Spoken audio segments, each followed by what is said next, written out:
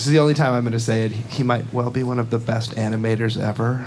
So there we have that. I've said it too. So we all have our own bestest animators ever. He was drafted to Studio Madhouse right out of high school. This guy didn't go to college. He went straight to working for the studio. And that was 27 years ago. Koike is considered the protege of Yoshiaki Kawajiri. What? No, nothing. Yoshiaki Kawajiri, and worked on films like Vampire Hunter D Bloodlust and Ninja Scroll for him.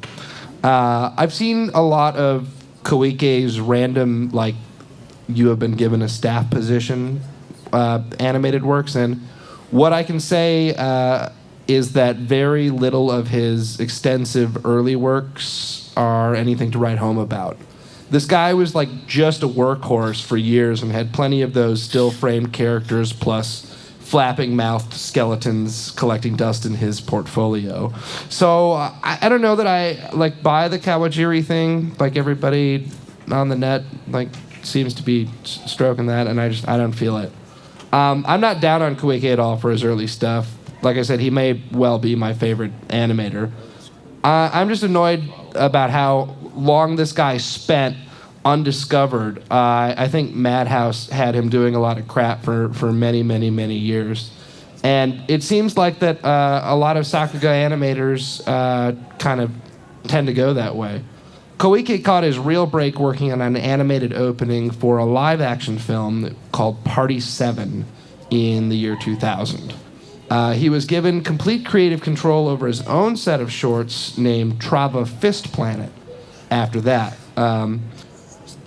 I would say it was kind of like, it was Trava, and it was his portion of the Animatrix where his style was truly realized for the first time.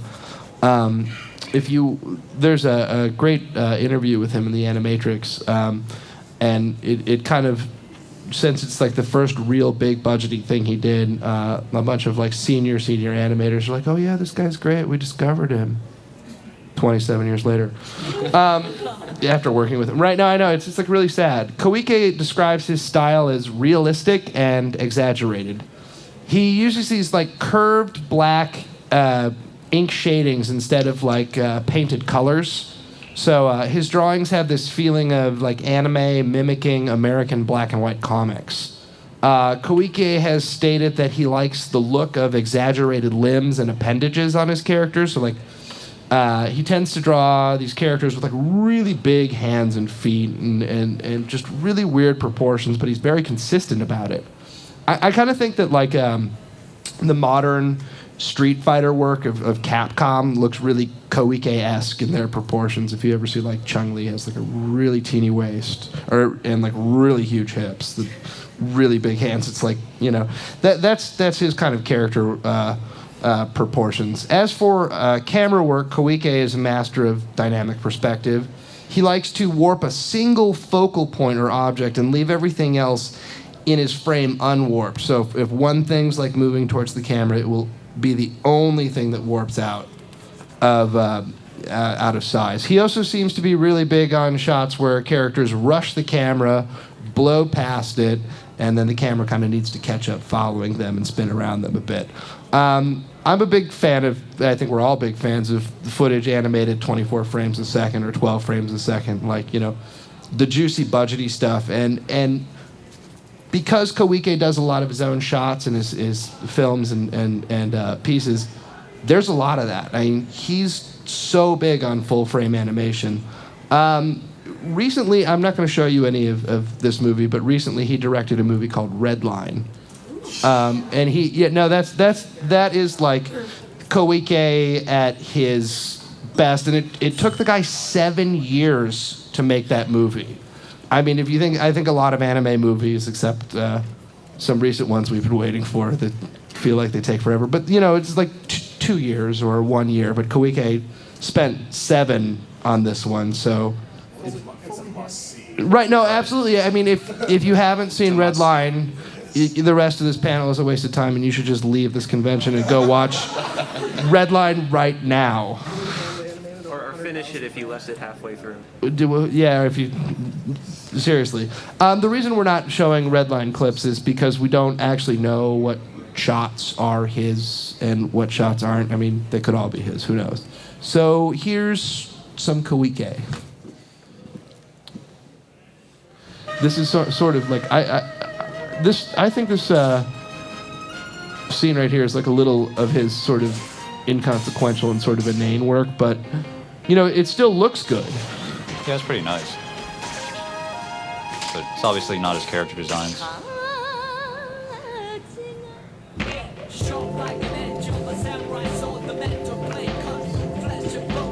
Now it's looking a little bit more like Koike. It's still not his character designs, but it, you know, it's got his framing for sure. It's definitely got the motion. Yeah, and that dark shading. Big patches of black.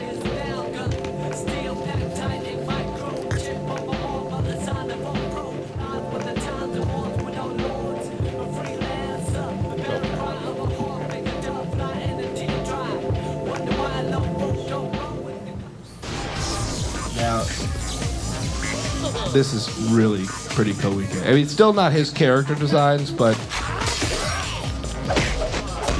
it's from Dead Leaves. Dead Leaves. Dead Leaves. It's a 1 hour OVA from Imaishi, who Colin talked about earlier. I bet you could pick this DVD up to like... Yeah. Now this is the pilot for the Iron Man anime. So this is how they sold the Iron Man anime, but this is not. Yeah, there's actually an advertisement for Redline. We were robbed on this one. He also did the pilot for Afro Samurai.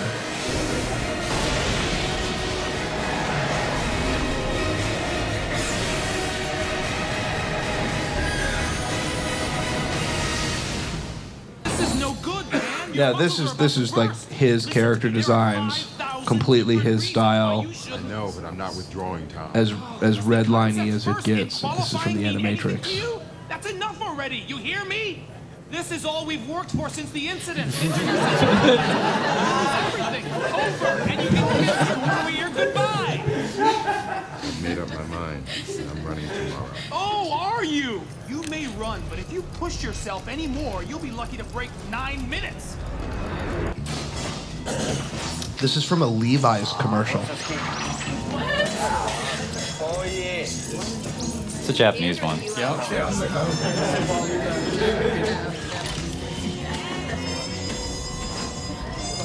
There were some Nike commercials from some of these animators. Yeah. This is from Trauma. No, it's a... Party Seven. Oops. Yeah, you're right. I'm sorry. Party 7. I've seen this movie, by the way. It's a live-action film, and this is the best part. Right? The director of this film wrote Redline, though. Yeah. It's a live-action film. Like, what we're not showing you here is that these characters will, like, freeze frame and morph into live-action people. Yeah, so we didn't show you that part.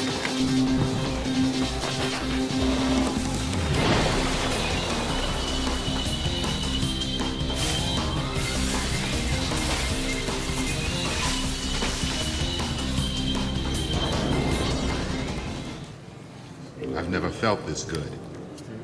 It's fun how much he plays with time. So much slow motion and stuff. That's not the ones. I've also heard from animator friends that animating slow motion that smooth is very difficult. It's expensive. Right. So if you haven't seen Redline, get out. The next guy that we're going to have Neil talk about here is Koji Morimoto.